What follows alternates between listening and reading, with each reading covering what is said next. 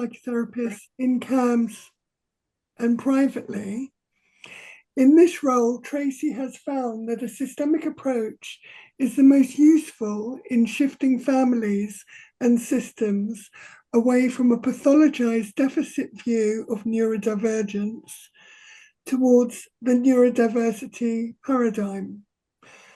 A relational approach to tackling difficulties provides effective support to families where a young person is experiencing burnout and to not be able to engage themselves. And this is what Tracie would like to present. So over to you, Tracie. Okay, thank you. This is really exciting for me, and I feel really privileged to be here and share some of the little things that I'm doing that I hope will be useful and helpful and give systemic therapists and the systemic community confidence to step into the desperately needed gap that there is in therapeutic support for autistic young people. So this is me and my daughter. She is my greatest teacher. This was a few years ago now, about 6 years ago. She's 21 now. We've been on quite a journey. And I've learned so much on this journey that I bring into my practice. I am neurotypical, very aware of that when I'm working with neurodivergent young people. Um, but yeah, I am driven by my shocking experiences as a mother of the mental health consequences of being an autistic young person in this world, in our society, in education, um, and the shocking statistics of mental health for autistic people.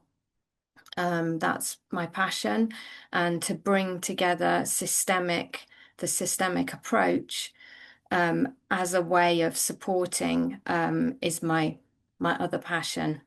Um, so I want to talk to you about my work with young people experiencing autistic burnout. Um, and this has grown out of me responding to, mainly in my private work, responding to desperate families.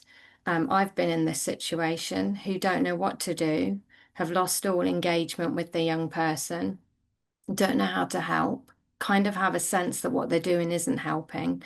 Um, and so I've kind of developed just experience, I guess, at learning how to use systemic to support these families.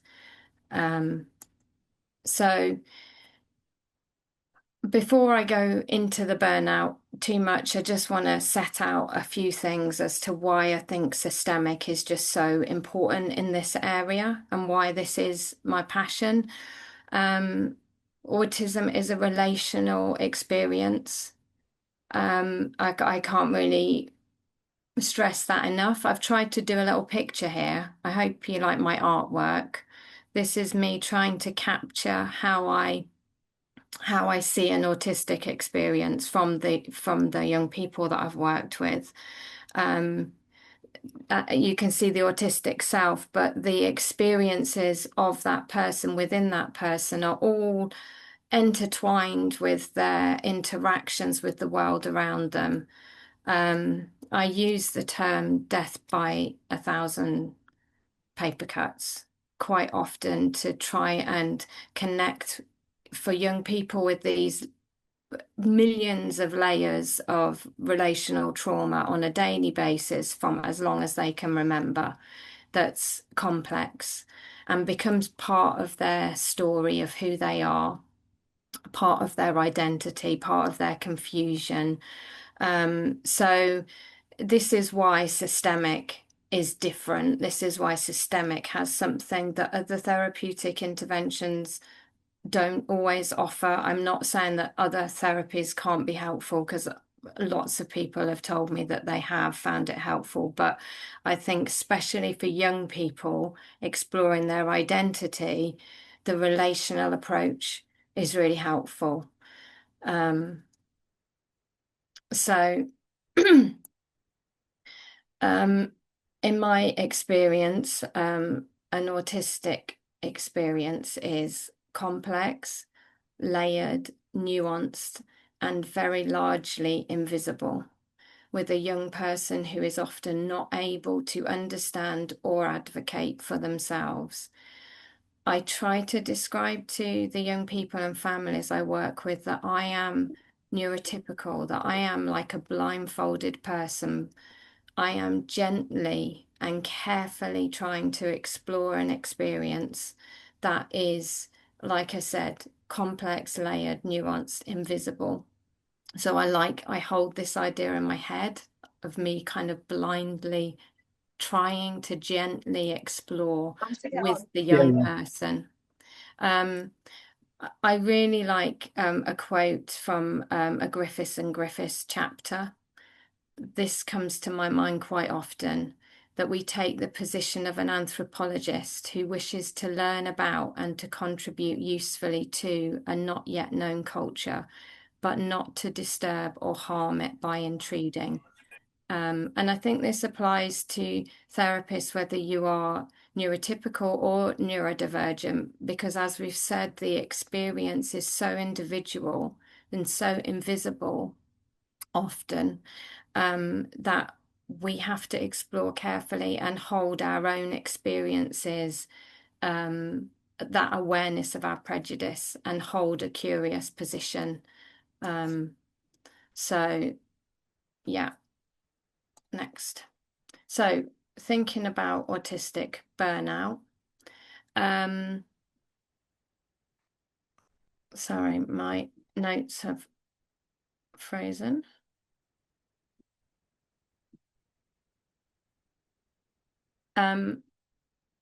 This is a more common term and more recognized, but I still feel in my experience in mental health services, it's still a term that's not frequently enough brought into formulation and MDT discussions, and is often not considered when we know the young person is neurodivergent. Other ideas will come into play before the ideas of autistic burnout. The first person that spoke to me about autistic burnout that I related to and found this definition is Kieran Rose. I presume that people are familiar with Kieran's work as the autistic advocate.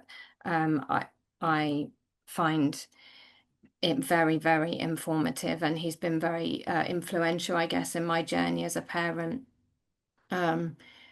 He talks about autistic burnout as being an integral part of being an autistic person, something that autistic people have to cope with, yet nobody apart from autistic people seem to know about it. And that's I guess where I'm trying to shout out about burnout and autistic burnout and bring it to the fore of people's minds. I've also used a definition that Higgins et al. Created with autistic experts, which is here. And both Kieran and Higgins are very clear about the connection with autism, with burnout, sorry, and masking. And so this connection to this, my previous point about this invisible experience, and just really sense from what Mary was saying earlier. I was noting that society reinforces masking and those constant messages that actually masking is what we want you to do. We want you to mask because that's easier for us. And then you can fit in and you can conform. And that repeated patterns of masking, families inadvertently join in with that, and becomes part of the problem. So from this, I've kind of, and my own work, I've come up with my own definition. This is what I hold in mind. That autistic burnout is where your invisible boundaries have been overstepped so many times, can't emphasize that enough, that you just give up trying to defend yourself.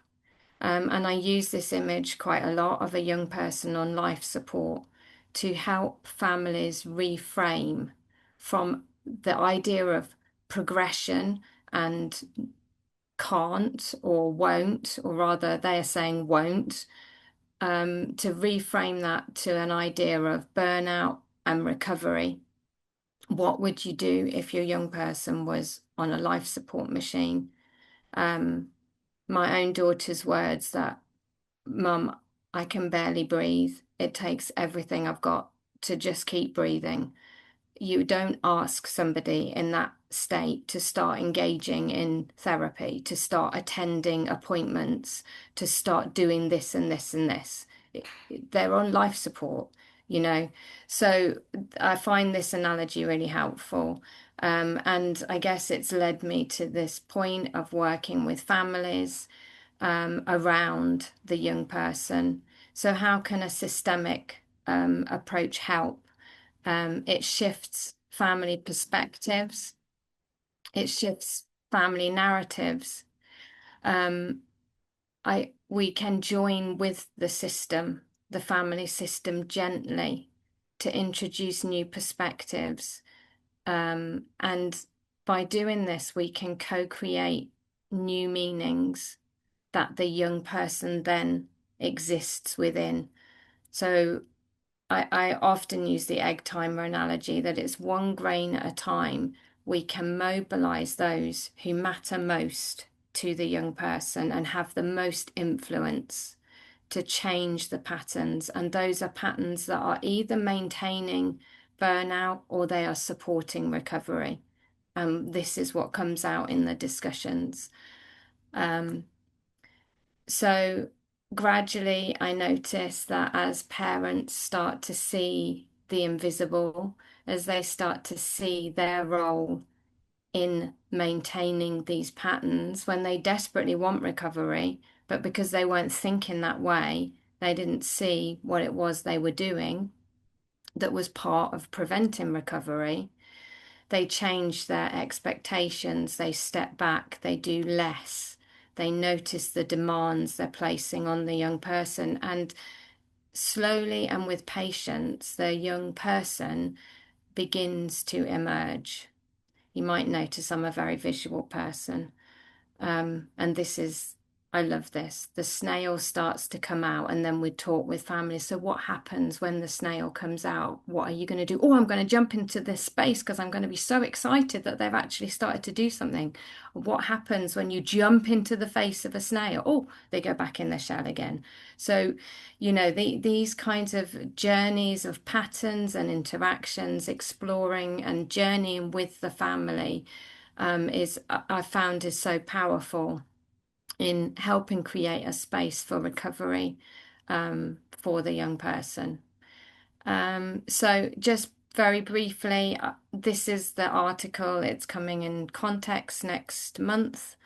I won't go into details. I hope you read it. I hope you share it with people. I hope it gives people confidence to know that when young people can't engage, there is something that we can do that changes things for that young person.